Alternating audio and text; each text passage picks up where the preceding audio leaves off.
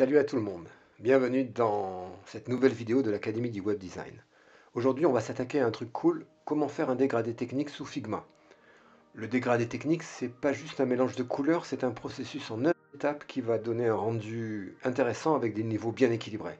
On va bosser ensemble sur la méthode, alors c'est parti. Voilà, donc on se retrouve sur Figma. Alors j'ai positionné le résultat de ce que l'on va faire ensemble. Et au-dessus de ces cases, j'ai affiché la couleur principale avec laquelle je souhaite travailler. Donc mon but, hein, je le rappelle, c'est de créer ce dégradé à partir de ma couleur principale. Ce dégradé est composé de 9 étapes, du niveau 900 au niveau 100, de la couleur la plus foncée vers la couleur la plus claire, de la couleur la plus foncée et la plus saturée vers la couleur la moins foncée et la moins saturée. Ça va me donner un dégradé et je souhaite que ce dégradé soit le plus linéaire possible. Donc la première étape que je vais appliquer, et je vais supprimer ces étapes-là, c'est de positionner la couleur que j'ai choisie au niveau 500. Ça sera ma couleur de référence et donc chaque fois que je souhaiterai utiliser la couleur au niveau 500, j'utiliserai ma couleur principale. Ensuite, je vais dupliquer cette couleur vers la gauche 4 fois et vers la droite 4 fois. De cette façon, j'ai bien mes 9 étapes, les 9 étapes de mon dégradé. Alors, le premier point important, c'est de définir la couleur la moins saturée, la plus lumineuse, et la couleur la plus foncée dans mon dégradé, de façon à fixer les points limites. Donc ce que je vais faire, je vais cliquer sur la première, et là, je vais ouvrir le sélecteur de couleurs, et je vais aller cliquer sur la première couleur, c'est celle que je souhaite être la plus claire dans ma gamme de dégradés. Une fois que j'ai fait ça, je prends la couleur au niveau 900 et je vais effectuer la même opération en venant la positionner vers la couleur la plus sombre que je souhaite avoir pour mon dégradé. Alors je vais ici introduire le pourquoi de la méthode. En mode RGB, c'est-à-dire en mode rouge, vert et bleu, la couleur est représentée par un cube. C'est-à-dire qu'on a trois axes, l'axe rouge qui pourrait être représenté par l'axe des X, l'axe vert, qui pourrait être représenté par l'axe des Y, et l'axe bleu, qui pourrait être représenté par l'axe Z. Sur un color picker, tel que l'on peut le trouver sur Figma ou sur Photoshop ou dans d'autres applications, on ne peut pas évidemment représenter le cube 3D. Cela signifierait créer une interface qui serait peut-être un peu compliquée à gérer.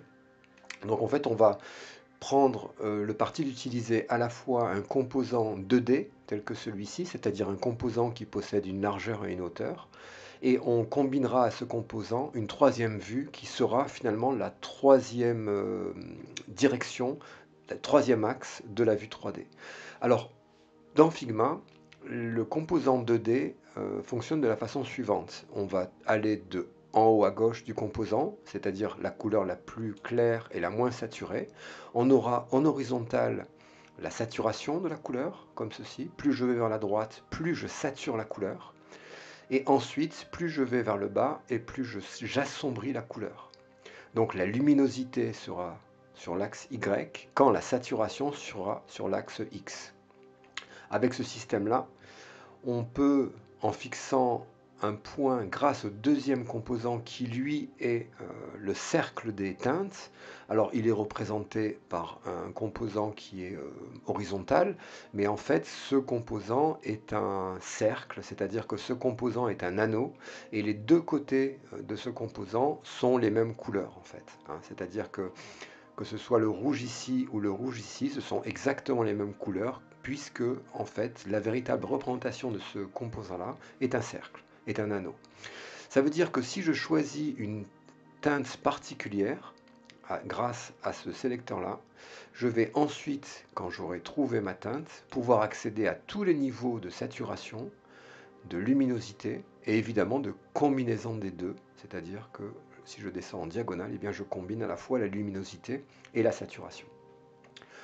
Si le système de gestion des couleurs était un système linéaire, on positionnerait son dégradé d'une façon très simple. Or, dans la réalité, c'est plus compliqué que ça, puisqu'on a également une notion qui s'appelle le gamut, c'est-à-dire l'ensemble des couleurs reproductibles sur un média donné.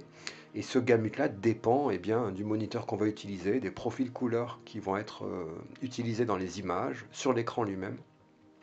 Et donc du coup, pour réaliser mon dégradé, je vais m'appuyer sur le composant 2D pour travailler la luminosité et la saturation.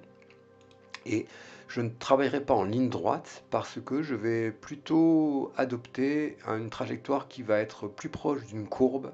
Et c'est juste ce que je vais vous montrer maintenant. Donc comme nous venons de le voir, nous allons adopter la forme d'une courbe sur le picker, le color picker, de façon à remplir les différentes cases. Alors on a un nombre impair de cases, de 900 à 100, donc on a la case centrale qui est à 500. C'est la couleur principale, comme je vous l'ai dit précédemment. Ma première méthode va être de couper en deux de chaque côté de l'intervalle, de façon à fixer la couleur qui est exactement au milieu. Entre le 900 et le 500, il y a la couleur 700. Elle est exactement entre le 900 et le 500.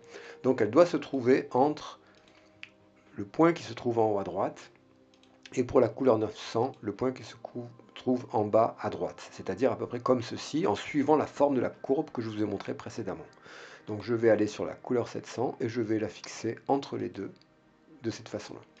Ensuite, je peux fixer facilement la couleur 800 qui doit se trouver entre le point de la couleur 900 en bas et à droite et le point de la couleur 700 ici. Donc ça va se trouver à peu près ici.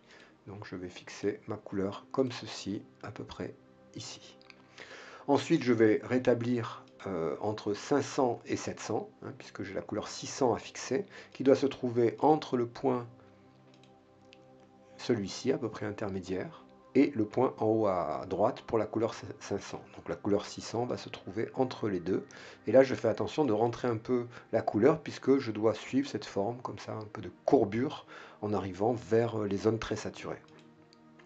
De l'autre côté de mon jeu de chip couleur, on a la même chose. Je vais fixer la première, ça va être la couleur 300, entre la couleur 500 et la couleur 100, donc entre ce point-là et ce point-là. En suivant bien la forme de la couleur, elle va se trouver à peu près ici. Donc je vais setter la couleur 300 au niveau 300, à peu près ici. Donc voilà. Ensuite, je vais continuer entre la 300 et la 100. Eh bien, vous avez compris le principe. Maintenant, ça va être à peu près ici.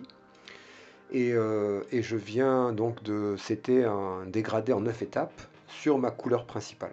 Alors pour voir si le dégradé fonctionne, l'idée c'est de voir s'il est bien uniforme. Alors on peut le faire à l'aide de Photoshop et je vais vous montrer comment.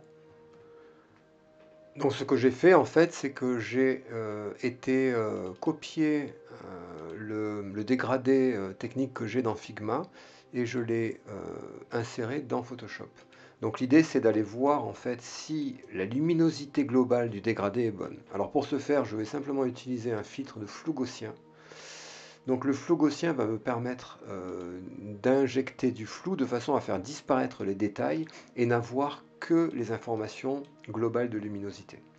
Ça va me permettre de voir si mon dégradé est correctement établi. Alors là, on voit que le dégradé pourrait être travaillé dans la zone centrale, puisque les niveaux sont relativement identiques, quand dans les zones extrêmes, ça marche bien. Donc là, je vois que le dégradé n'est pas parfait, donc je retravaillerai les niveaux 600, 700 et 400 de façon à l'uniformiser. Donc voilà, cette méthode est une méthode très intéressante puisqu'elle va nous permettre de réaliser un dégradé avec une méthode en fait, c'est surtout ça qui est intéressant, ne pas travailler à l'aveugle, avoir une méthode sur laquelle on peut s'appuyer pour créer ce dégradé. Donc écoutez, si cette vidéo vous a intéressé, n'hésitez pas à vous abonner à ma chaîne et je vous remercie de votre attention et je vous dis à bientôt pour une nouvelle vidéo de l'Académie du Web Design.